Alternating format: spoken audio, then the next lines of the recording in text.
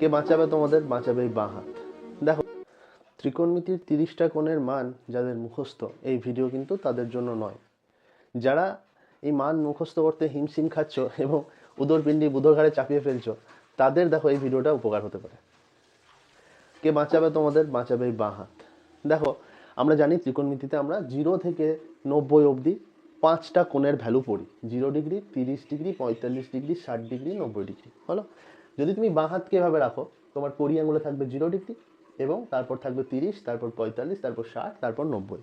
এরপর তুমি শুধু একটা কথা মনে রাখো যে সাইন থিটাও মানে লবের রুট নিচে 2, কস থিটা মানেও লবের রুট নিচে 2। যদি আমরা সাইন থিটার মান জানতে চাই, তাহলে দেখব যে কোণ নিয়ে কথা বলছি সেই কোণের ডান দিকে কতজন আছে। ঠিক আছে, দেখো একটা উদাহরণ দিই। ধরো আমি বললাম সাইন 30, তাহলে আমি লিখলাম সাইন 30। এরপর আমি এই ছকটা করলাম, 2 ওপরে রুট। সাইন 30 পরে আছে কটা কোণ দেখা যাচ্ছে? সাইন 30 পরে কটা কোণ দেখা যাচ্ছে? একটা কোণ, তাহলে এখানে 1 বসাও। এরপর রুট হচ্ছে 1-এর, অর্থাৎ 1-এর রুট 1ই হয়, তাহলে এটার আনসার হয়ে গেল 1/2। ছকে দেখবে তোমরা এই মানটাই আছে। আরও একটা উদাহরণ নেওয়া যাক। ধরো আমি বললাম সাইন 60, সাইন 60, চলে এসো, ছক ফলো করবো, নিচে 2 ওপরে রুট, এই ছকটা ফলো করছি। সাইন 60 কোথায় আছে? এখানে। তারপরে কতগুলো কোণ আছে? একটা কোণ, দুটো কোণ, তিনটে কোণ, তাহলে ওপরে কত বসে যাবে? 3। তাহলে আমার সাইন 60-র ভ্যালু কী হয়ে গেল? √3/2।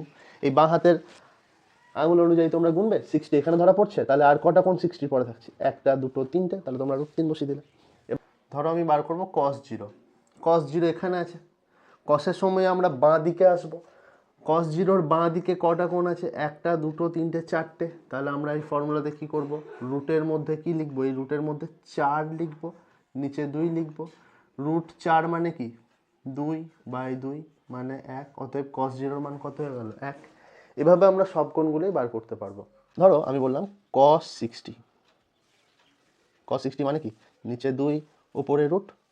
60 কোথায় আছে? এখানে। কসের জন্য আমরা বাঁ দিকে যাবো। 60-র আগে কটা কোণ দেখা যাচ্ছে? একটা কোণ। 60-র আগে একটা কোণ, তাহলে এখানে 1 বসাবো, তাহলে আমাদের আনসার হয়ে যাবে 1-এর রুট করছি, তাহলে 1ই হবে, 1/2 হয়ে গেল। তাহলে তোমরা, আচ্ছা আরও একটা দেখা যাক। ধরো সাইন 45, সাইন 45 সমান, আমরা ফলো করবো ফর্মুলা, সাইন থিটা মানে নিচে 2 ওপরে তার রুট। 45 কোথায় আছে? এখানে। 45 আছে এখানে। এরপরে আর কটা কোণ ধরা পড়ছে? একটা, দুটো কোণ ধরা পড়ছে।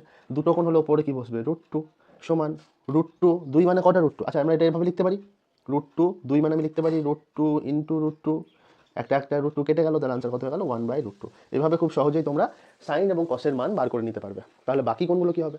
দেখো, তোমরা জানো যে ট্যান থিটা মানে sine theta by cos theta. তুমি যদি সাইন থিটার মান বার করে নাও আর কস থিটার মান বার করে নাও, তাহলে সেই দুটো কোণের মানকে ভাগ করলেই তুমি ট্যান থিটাও পেয়ে যাবে। আর বাকি থাকছে কোসেক থিটা। কোসেক থিটা মানে কি? 1/sin theta.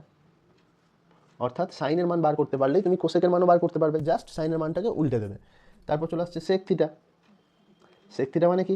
সেক থিটা মানে হচ্ছে 1/cos থিটা, অর্থাৎ কসের মানকে উল্টে দিলে তুমি সেক পাবে। আর কট থিটা মানে কি? কট থিটা মানে হচ্ছে 1/tan থিটা। ট্যানের মানকে উল্টে দিলেই তুমি পেয়ে যাবে কটের মান। দেখো, পরীক্ষায় ত্রিকোণমিতির যে অঙ্কগুলো আসে তার মধ্যে 3 নম্বরের একটা অঙ্ক, মান বসানোর অঙ্ক থাকেই। যদি তোমরা মান মুখস্থ করে নিয়েছো, ছকের মান যদি মুখস্থ করে নিয়েছো, তাহলে তো তোমাদের আর কিছু লাগছে না। যদি মুখস্থ না হচ্ছে, তোমরা এই ট্রিকটা ফলো রাখতে পারো। আমরা বাঁ হাত ইউজ করব। সাইনের জন্য আমরা যাব এই দিকে, কসের জন্য আমরা যাব এই দিকে। যদি এই ট্রিকটা ভালো লেগে থাকে তাহলে শেয়ার করো তোমার বন্ধুদের সাথে, আর চ্যানেলটাকে ফলো করে অবশ্যই পাশে। ধন্যবাদ।